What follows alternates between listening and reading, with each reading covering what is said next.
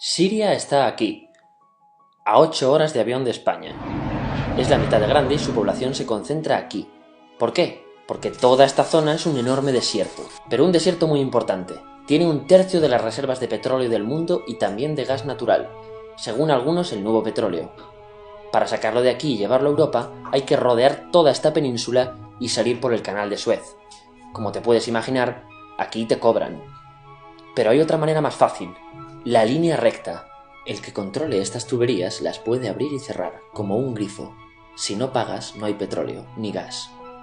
Esta región es la polla. La civilización en el planeta empieza en 3 sitios y este es uno de ellos. Mesopotamia, aquí. Sumer, que te sonará menos, pero es el puto inicio de todo. Aquí también. ¿Recuerdas la Torre de Babel de la Biblia? La hicieron estos tíos. Egipto, aquí. Siempre ha sido un punto de contacto entre Oriente y Occidente, dando a Asia salida al Mediterráneo. Quizá por eso aquí nacen las principales religiones monoteístas, el judaísmo, el cristianismo y el islam. El islam es el último que llega y de hecho acoge a las 2 anteriores. Adán, Noé, Moisés, Jesucristo son considerados profetas islámicos. Bueno, al grano. Como la zona es la hostia, todos han querido controlarla y siempre ha estado dentro de algún imperio. Persas, griegos, los romanos. El imperio romano termina partiéndose en 2, y finalmente solo sobrevive esto. Ahora es cuando la última religión monoteísta, el Islam, construye su propio imperio. ¿Te acuerdas de las cruzadas? Bueno, pues son los europeos cristianos intentando recuperar esta zona de la que estamos hablando. Los últimos en llegar son los turcos, que ojo, no vienen de Turquía, sino de a tomar por culo en Asia, junto con Gengis Khan. Lo conquistan todo y fundan el Imperio Otomano. El Imperio Otomano se queda ahí hasta la Primera Guerra Mundial, 600 años. Cuando acaba la Primera Guerra Mundial, aparecen pequeños países donde antes estaba el Imperio Otomano, y por primera vez vemos a Siria en un mapa. Hasta ahora la habíamos dibujado para no perdernos. ¿Y quién se inventa esos países? Lo que te voy a contar es alto secreto. Bueno, lo era en 1916. Este súper secreto se llama Acuerdo de Sykes-Picot. Los franceses y los ingleses no podían derrotar solos al Imperio Otomano. Solo podían si les apoyaba la gente que vivía dentro, en su mayoría árabes. ¿Cómo se los ganaron? Pues les prometieron la Gran Arabia, un país solo para ellos. El único problema es que era un timo. Antes de seguir, recuerda una cosa. Los árabes son un pueblo, pero no una religión. O sea, un árabe puede ser musulmán, puede ser cristiano, y antes del Islam parece que hubo tribus árabes con tradiciones judías. Bueno, pues a los árabes no les dieron ese único país que les habían prometido. En su lugar, franceses y británicos crearon muchos países pequeños. Estos países, obviamente, no eran países de verdad, sino zonas bajo su control con gobernantes puestos por ellos. Durante este tiempo hacen lo que quieren con la zona. Recuerda que hay petróleo. Siria, aunque no tiene grandes reservas, tiene fácil salida al mar, y Francia, que es la que se ha quedado con Siria, se lo da a compañías extranjeras. Después de la Segunda Guerra Mundial, los europeos se van. En el caso de Siria, son echados a patadas. Pero antes de irse, crean otro estado, Israel. No es el momento de hablar de ello, pero es un estado muy polémico que sus vecinos no reconocen. La prueba es que nada más irse los británicos, todos estos estados lo atacan. La zona, a partir de ahora, va a ser una puta bomba de relojería. ¿Y mientras qué pasa en Siria? Bueno, pues no es muy estable. Tiene golpes de estado constantes. En esa época aparece en Siria una ideología que se hace con el control y se expande por el mundo árabe, el Ba'ath. Esta ideología mezcla el antiguo sueño de una sola nación árabe con ideas socialistas. Y algo muy importante, es laica, o sea que no es religiosa. Siria se llega a unir con Egipto, un país con el que no tiene frontera.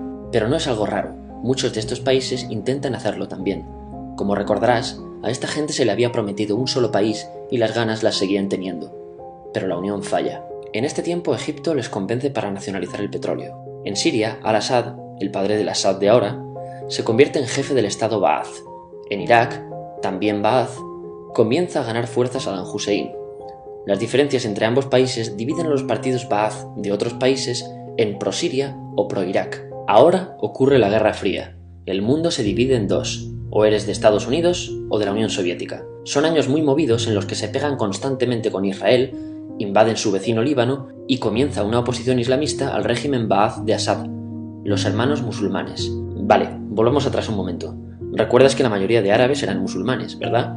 Pues dentro de los musulmanes hay 2 ramas fundamentales, los suníes, la mayoría, y los chiíes. En el caso de Siria, a pesar de ser un estado laico, los gobernantes como Assad y jefes militares eran chiíes, los cuales representan menos del 13%.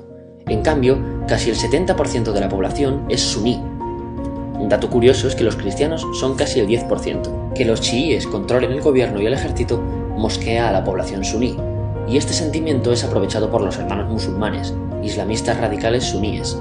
Estos toman las armas en la ciudad de Hama en contra del gobierno, y Assad acaba con la revuelta a costa de matar miles de civiles y encarcelar a mucha gente.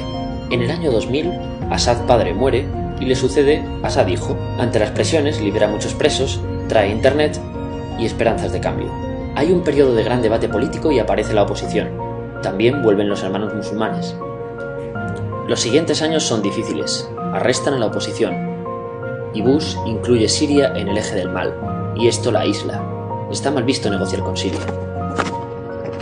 Los kurdos, un pueblo que vive distribuido por varios países de la zona, empiezan a protestar también. Hay represión y muertos.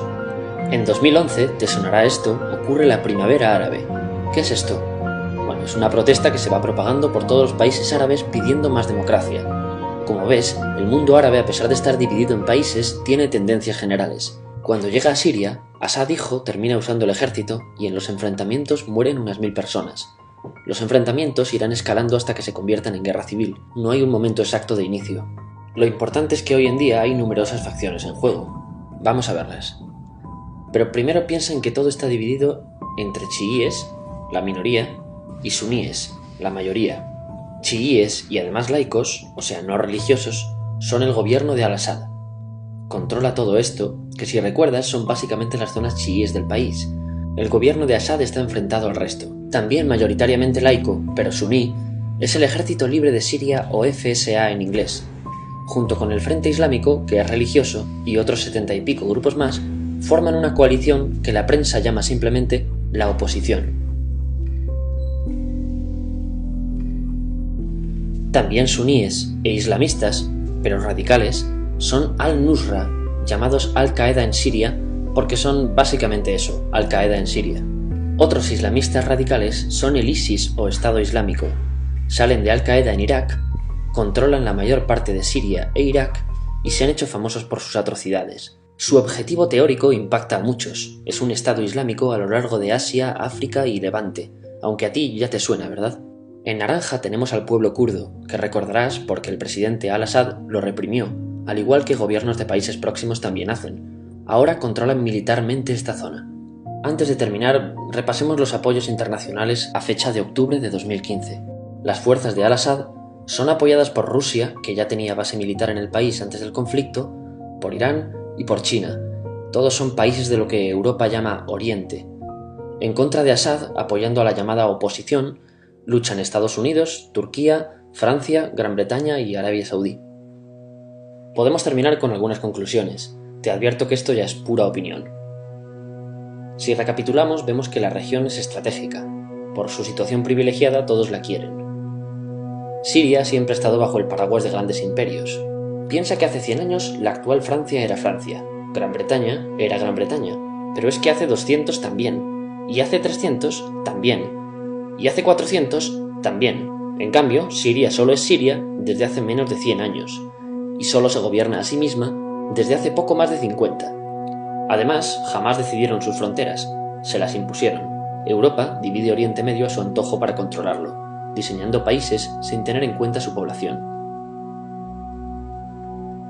Muchos historiadores dicen que todo pueblo tiene la necesidad de manejar su propio destino, pero estos ingredientes que hemos visto juegan en contra de proyectos como la Siria Ba'ath, que encima usa la represión para mantenerse.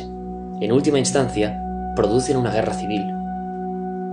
En este contexto no es extraño que aparezcan actores que se alimenten de la desesperación, el sentimiento suní de opresión y la visión de Occidente como invasor. ISIS usa la identidad árabe y la mitología de antiguos imperios. Cuando quieras entender el presente, pregúntate: ¿y el pasado?